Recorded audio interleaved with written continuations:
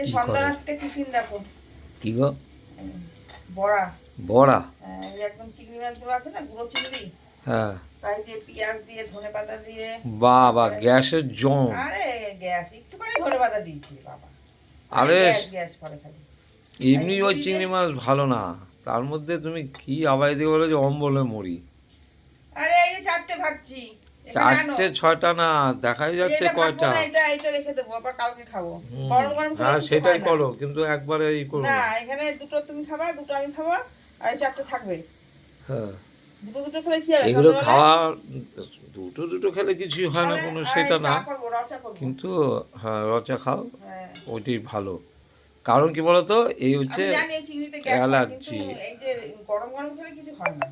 গরম গরম রেখে খেলে রেখে, কোনো কিছুই হয় না, এটা ঠিক। হ্যাঁ, তাহলে সেটা যাও, দুটো বেশি 3টে খেও না। না না না। এটাই, তার মধ্যে ধনে পাতা আছে, বুঝেছো?